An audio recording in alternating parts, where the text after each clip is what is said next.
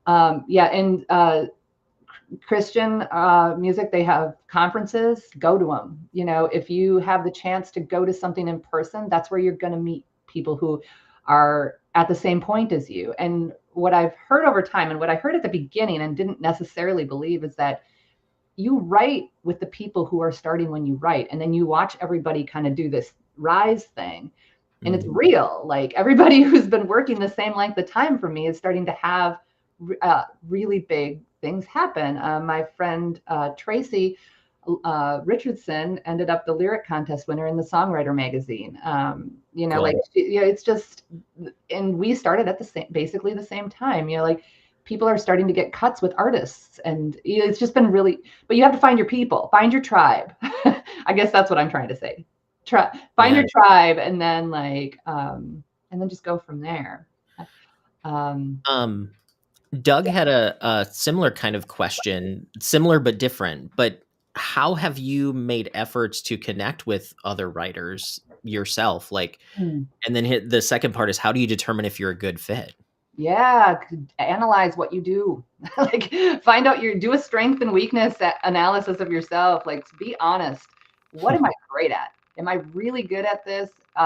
Like for me, okay, so I went and did this a while ago just because I'm constantly looking at like, what do I need in a room to be successful? I love words. I geek out on how they fit in a phrase and how we can say things differently. I like melody.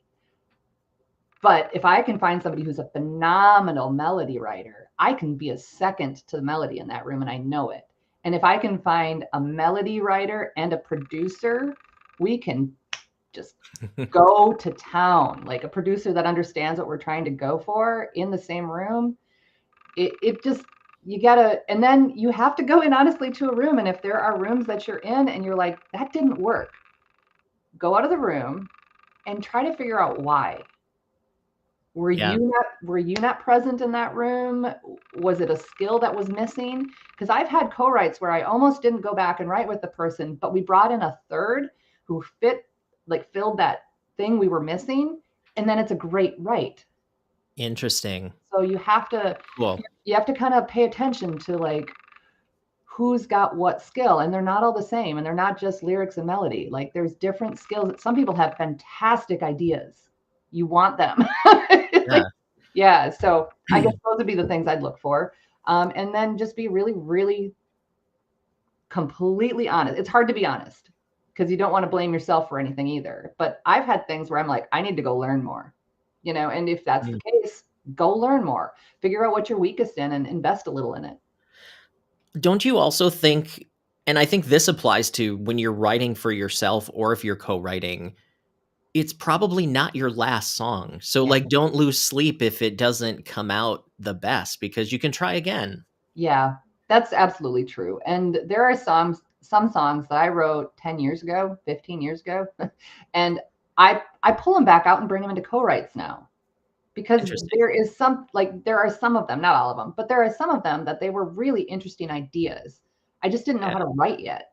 Like I wasn't there yet. I'm better at it now. So I like bringing things back in once it's kind of been established. Like I'm like, okay, now I know this person does this kind of work really well, and I've got this old song that's kind of garbage but kind of good, and I'll bring the good bits in, and we'll work on it. And I've done that with a number of songs and been really happy with the results.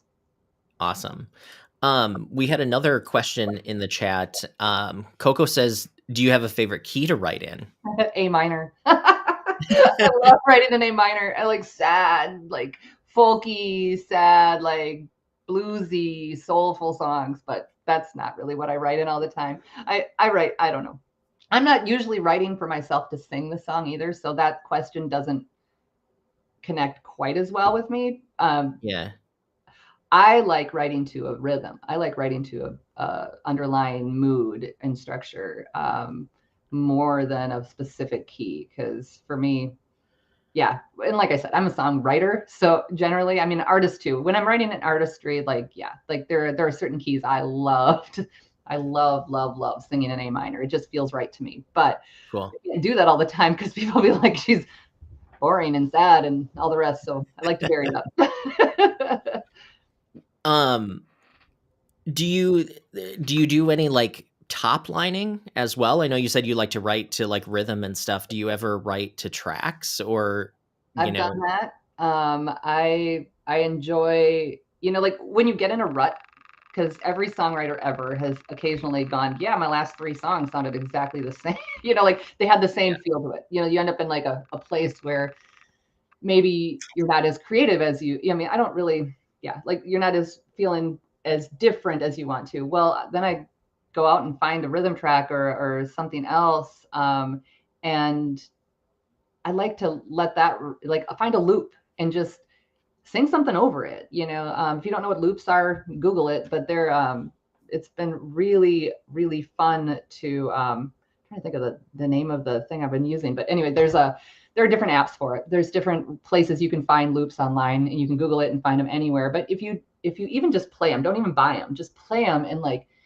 get a different feel for what that music does differently. I think you'll write differently. Like, and that's really fun. Awesome. Um, Doug says, good advice is to listen to others as well. Yes. He said he met with the music supervisor and said he has the perfect voice for Christmas music. There you Wonderful. go, Doug. You're gonna be the songwriting elf, Doug.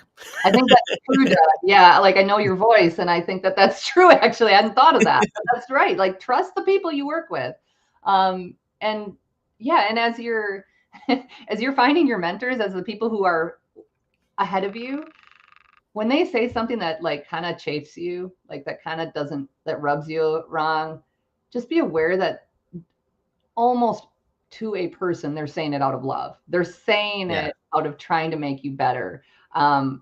I bring songs in sometimes to a mentor, and I'm thinking they're the best song I've ever written, and they're like, "Yeah, it's got this, this, this, and this. And you need to go back to the drawing board."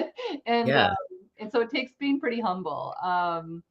It takes being humble about where you're at, and having an awareness that even when I'm at the top, like even once I've succeeded at everything, I'm still learning.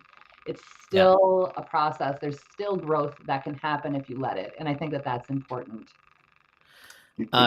Great question in the chat. Fam713 says, "How do you deal with writer's block?"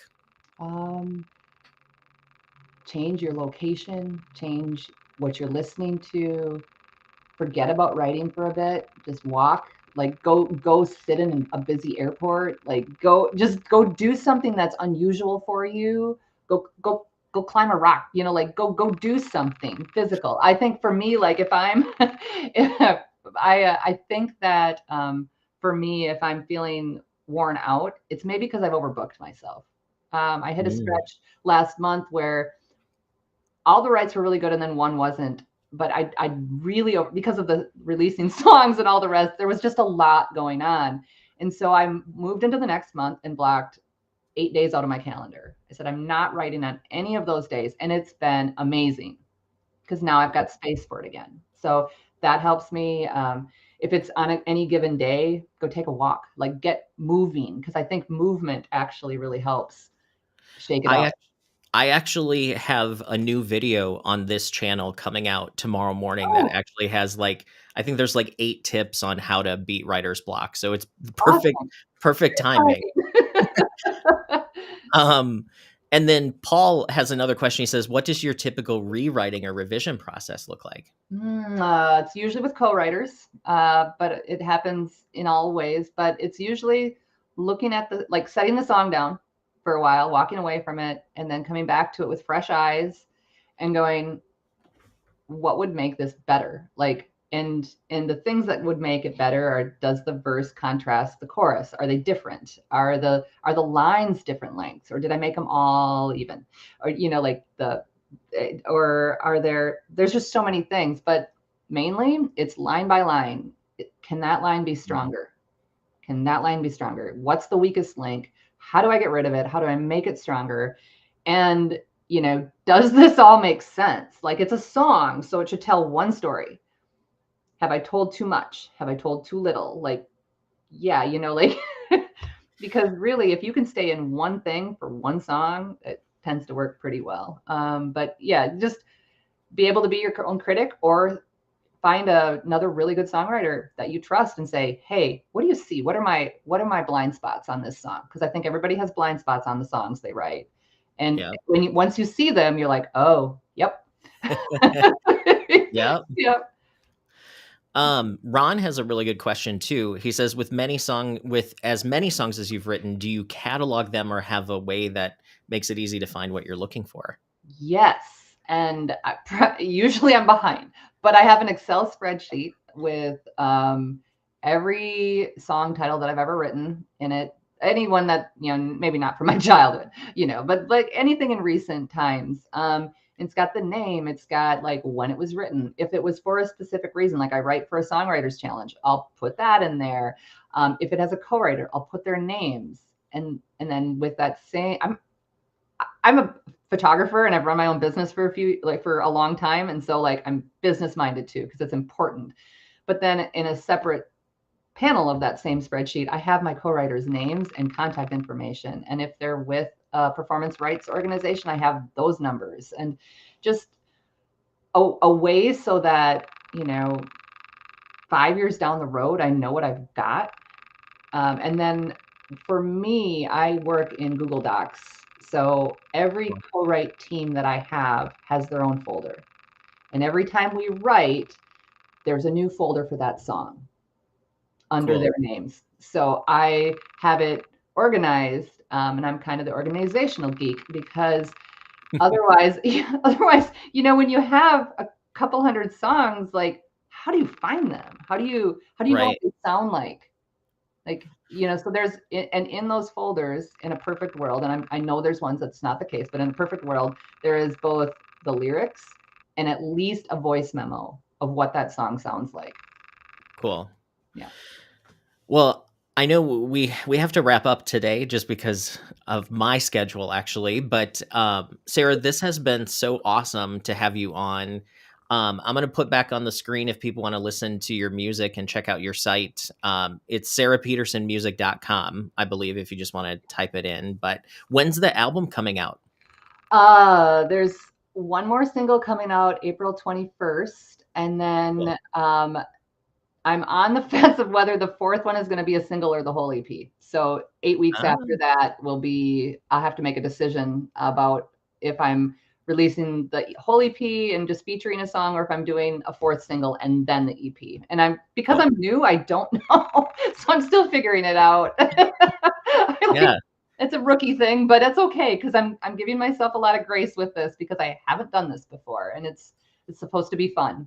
So Fam713 says, thanks, this was awesome. And thank you, Fam, for being here. And Sarah, yes, I definitely want to have you back, and let's do this again where we can do some Q&A and just talk about the craft. So I appreciate it. Feel free to reach out and connect with me on socials, and and Spotify and everywhere else. I'd love to hear more from any of you.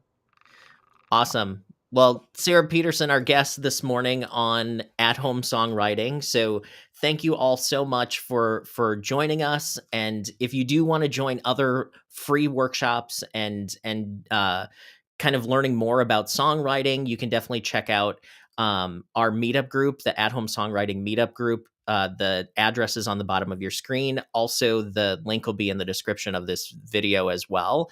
But thank you all, and have a good rest of the day, and check out other videos on the channel.